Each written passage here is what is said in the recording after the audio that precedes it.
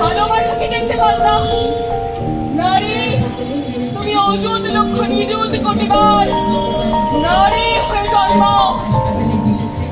নারী স্ট্রিট লাইটের আলো নয়, তোমার পরিচয় হোক সূর্যের আলোয়, হাজার হাজার আলো। এই প্রকৃতির মধ্যে তোমার জন্ম। আজকের এই লড়াই শুধু এক রাতেই নয়, হাজার রাতে, কয়েক শতাব্দীর রাতে, যতদিন না পর্যন্ত নারীর যোনি গর্ভ থেকে সুবাস পাবেনি।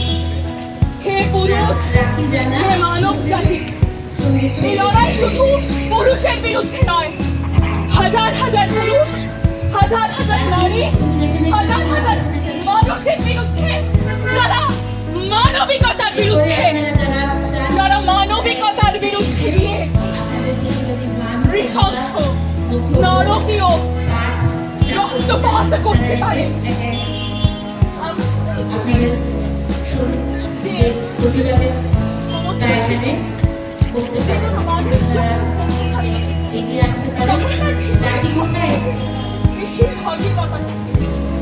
সরলতা কোথায়, কোথায় সেই সরলতা, কোথায় সেই সরলতা? আপনার মতো একটি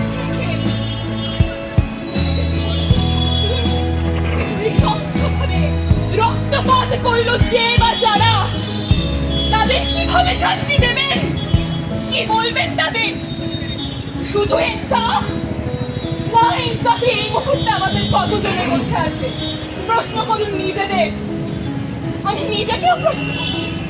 বলতে পারবেন আমরা এই মুঠোফোনে সর্বভাষে যে বন্দি করছি, বন্দি করে নিজেদেরকে আটকে রাখবো, না সোজা আকাশে সাক্ষী হয়ে ওনার স্বপ্ন দেখবো?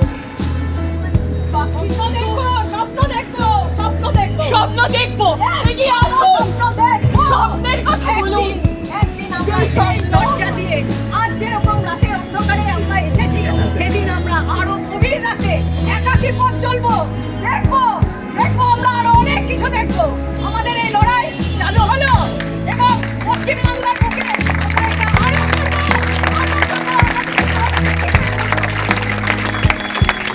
আগামী শুক্রবার সিটি সেন্টারের সামনে গিয়ে দাঁড়ান।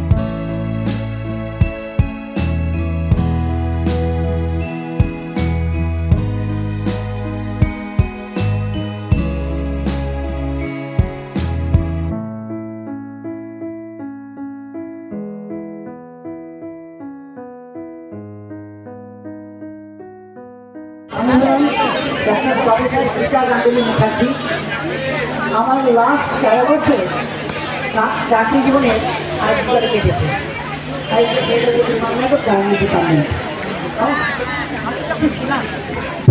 আর্থিকতা অনেক অনেক উন্নতি ছিল। সেন্টার অফ এক্সেলেন্স, পৃথিবীর সব মানে ভারতের সব জায়গা থেকে ওখানে লোক আসতো, আমরা করতাম এবং লেখাপড়ার দিক দিয়ে খুব উন্নত ছিল। আমি যদিও আজকে বলতাম ওখানে অনেক সেই আর্থিকতার শুনলাম। সেদিন একটি মেয়ে আমি ডিউটিতে সেখানে সেমিনার হয়েছিল, কারণ ওই জায়গায় কোনো ব্যবস্থা আসতো খুবই খারাপ। টয়লেট নেই, থাকার জায়গা নেই, সেই সেলটাকে নিয়ে যাচ্ছে রেস্ট নিতে। মনে করুন যে একটা post graduate student MBBS pass করে কষ্ট করে পোস্ট গ্রাজুয়েট পেয়েছে, পাওয়ার মানে টেস্ট ডিপার্টমেন্টে, সেখানে তারপরে কী বলবো, ওদের একসঙ্গে চারজন ছিল, ওরা খাবার দাবার নিয়ে এলে ওদের চলে গেলেন ওখানে। সেখানে তারপর দেখা গেল যখন সকালবেলা ছিল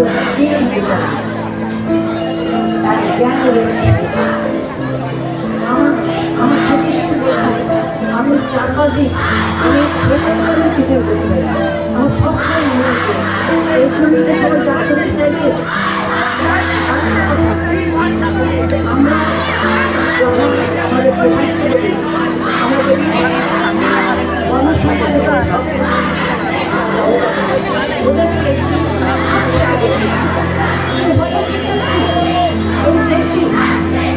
আর সেটা পরে দেখা গেল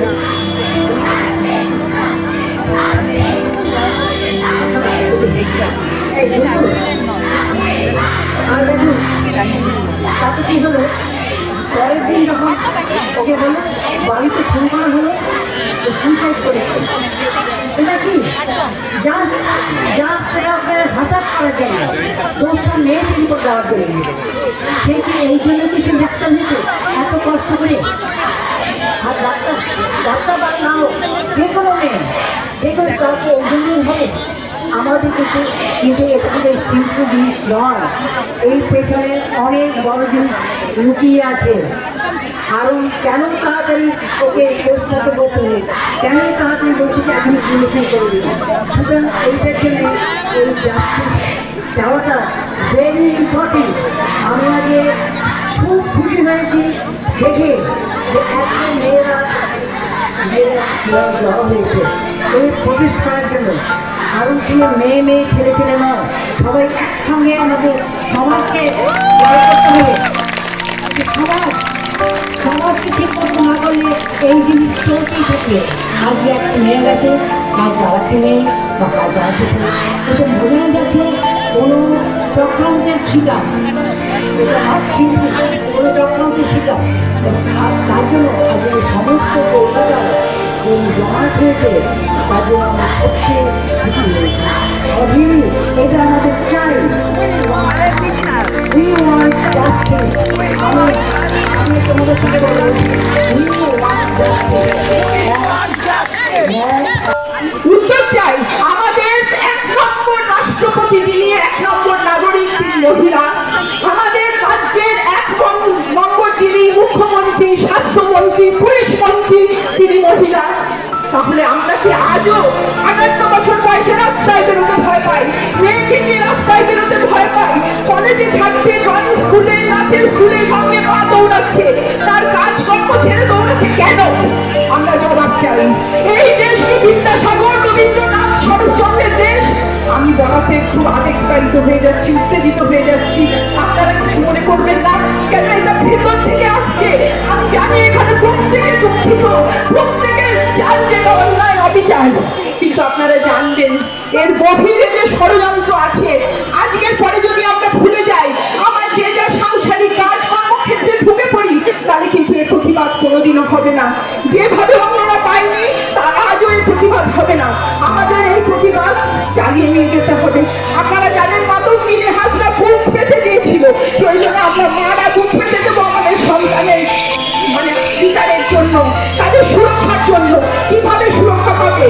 আজকে রাত্রে মেয়েরা দখল নয়, আজকে অন্যায়ের প্রতিবাদ আমাদের নিজেদেরকে করতে হবে, নিজেদের হাতে আমাদের তুলে দিতে হবে। কেননা অপরাধ কি বলবো, কেউ আমাদের প্রতি স্বাধীনতার 100 বছর পরেও আমরা কিন্তু কোনো রকম সুরক্ষা পেলাম না। আজকে বাসের জন্য যখন রাস্তায় দাঁড়িয়ে থাকতে হয় তখন ভয় করে। আশেপাশে আমরা দেখি, কেন দেখবো, কেন আমরা সন্দেহ করবো মানুষকে, কেন পাশে একটা লোক দাঁড়িয়ে থাকছে আমাদের সন্দেহ হয়, পাশে আমার পেছনে কেউ দাঁড়ালে কেন আমার সন্দেহ হয়, কেন আমরা জবাব চাই। এই জবাব আমাদের দিতেই হবে। যদি না আমাদের আমার মনে আছে ছোটবেলায় আমি জল মেরেছিলাম, হয়তো সেই ছেলেটি আমার কিছু করেনি, তাহলে কেন আমরা জন্মক্ষণ থেকে বারবার হেরাস হবো? কেন এই জবাব আজকে আমরা চাই। আজকে শুধু পশ্চিমবঙ্গ নয়, ভারতবর্ষ নয়, পৃথিবীর সমস্ত জায়গায় দেখা যাচ্ছে মেয়েরা সব থেকে বেশি তার নিজের ঘরে নির্যাতিত হয়। দাদার দ্বারা, কাকার দ্বারা, বাবার দ্বারা, টিচার দ্বারা, সবার দ্বারা। কেন আমরা জবাব চাই? এই জবাব আমাদের দিতে হবে। আজকে শেষ নয়, আজকে শুরু। আজকে এখান থেকে আমরা শুরু করবো। আমরা আজকে যারা আছি, যদি 2 জন, 4 জন, 3 জন কেউ আমাদের সঙ্গে থাকেন। আমি ক্যালকাটা হার্ট ক্লিনিক্যাল হসপিটালের চিফ অ্যাডমিনিস্ট্রেটিভ অফিসার। আমি চাকরি ছেড়ে দিয়েছি, অন্যায়ের প্রতিবাদ করার জন্য ছেড়েছি। আজকে আমার তারা সম্মান দিয়ে রেখেছে।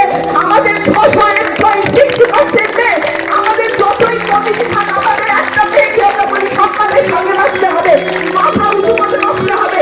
সুপ্রিম কোর্টের রায় হয়েছে, বিশাখা কমিটি হয়েছে, কত কমিটি হয়েছে, কি হচ্ছে? আজকে করে কমিটি নেই, তাহলে কেন এই দুর্দশা হলো? এর পেছনে কি ষড়যন্ত্র? আসুন আজ আমরা সবাই মিলে শপথ করি, আমরা we want justice. We want justice. We want justice. We want justice.